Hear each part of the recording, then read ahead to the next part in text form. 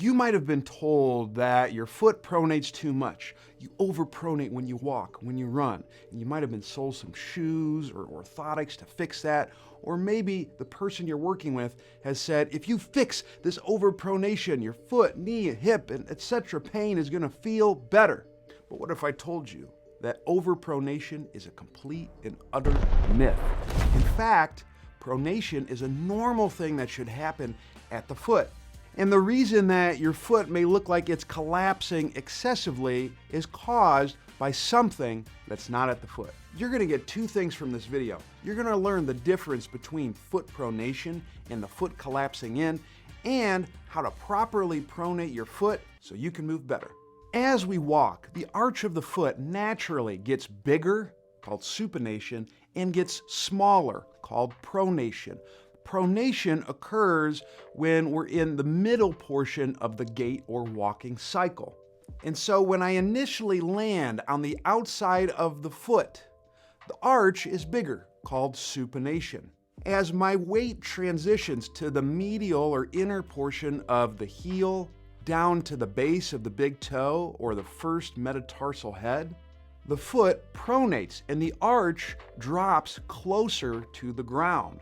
This action allows us to absorb the shock of landing and gets the foot to stretch enough so we can put force into the ground so then we can move forward. And the most important piece about foot pronation is it's normal. But Zach, I was told that I'm an overpronator. What's going on there? I'm glad you asked. You see, the amount of pronation that happens at the foot is actually quite small.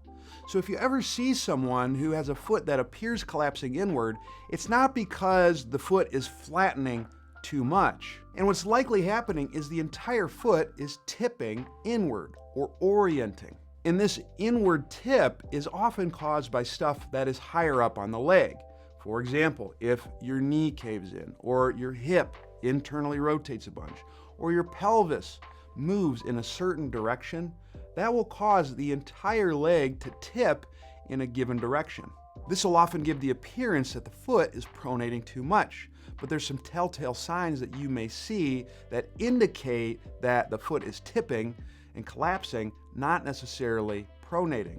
You might see the outside border of the foot come off the ground. You might see the toes curl excessively, or you'll see the outside toes lift up. And then up the rest of the body, you might see the knee cave in, you might see the pelvis arch too much. All of those things can give the appearance of someone pronating too much, but they are not necessarily a change locally in the foot. And oftentimes, this orientation or tipping of the foot is occurring because there is a lack of actual ability to pronate at the foot. So the fix isn't to limit pronation, it's to actually teach the foot to pronate so this tipping doesn't have to occur. Here's how you do that. The first thing you have to do is make sure you can contact those 2 points that drive pronation, the inside heel and the base of the big toe. You're going to put your foot flat on the ground. If you are someone who tends to curl your toes up all the time, I would start by lifting the front of the foot off the ground and making sure you can get pressure on the inside heel first. From there, you're then going to slowly lower your foot so the base of the big toe contacts the ground. Conversely, if you are someone who has a tendency of scrunching the toes or tipping the foot inward where the outside border comes off the ground, you might actually do better doing the reverse of that. Contacting the base of the big toe first by lifting the heel off the ground and then slowly lowering the heel to the ground. Once you have those 2 points contacting the ground, you want to apply a slight downward pressure. And that downward pressure is going to allow the arch to flatten. So you're not tipping the foot inward so those 2 points contact, you're not curling the toes, you're not lifting the toes up, it's a slight downward pressure. And then, to pronate the foot, you're going to transition your weight from the inner portion of the heel to getting heavier onto the base of the big toe. The way we do this is by pushing the knee directly forward. And if you get this right, you're going to notice that the heel will evert, or it will tip outward. The arch will lower closer to the ground, and the outside of the foot will stay in contact with the ground. If you notice that the outer border of the foot comes off the ground or your knee caves inward, you've probably gone too far. You are not pronating foot. Now, you might be someone who's doing some funky stuff with your toes as you're driving pronation. If you're someone who scrunches the toes and you can't keep the base of the big toe down on the ground, you can fix this easily by placing something underneath the heel only. What this will do is it will tip your weight more forward so you can contact the base of the big toe. You want to make sure that this thing, which can be a small book or a piece of rubber, is not too high because it might cause the outer border of the foot to come off the ground too much. You also want to make sure that the foot or the ledge doesn't cover the arch too much.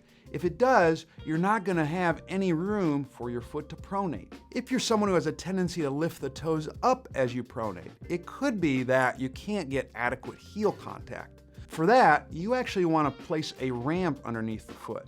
What this will do is it will help shift your weight back towards the heel, better allowing you to pronate the foot. And this foot contact strategy can be applied in really any position. If you're working solely on driving the knee forward, you can do this in a staggered stance, in half kneeling, or even with a split squat. But a lot of times, even that can be too difficult. So what's the easier solution? For that, I like starting most people in the hook lying position. You're gonna line your back, you're gonna lift the front of the feet up just like so that way you can get that inside heel contact, and then you're gonna gently wrap down so you get that base of the big toe pressure. Press straight down. You're gonna feel the back of your legs working. Now you wanna make sure that you don't make the screw up of pushing the knees too far out. That's gonna lose the foot contact. Or what we commonly see is collapsing the toes in to try to get the lift. Both of those strategies are undesirable. That's not gonna get the foot to pronate. Press down, abs stay relaxed as you lift up. Now from here, in order to drive some movements through the pelvis, we're gonna incorporate some breathing. You wanna go silent in through the nose. Nice, soft, slow exhale.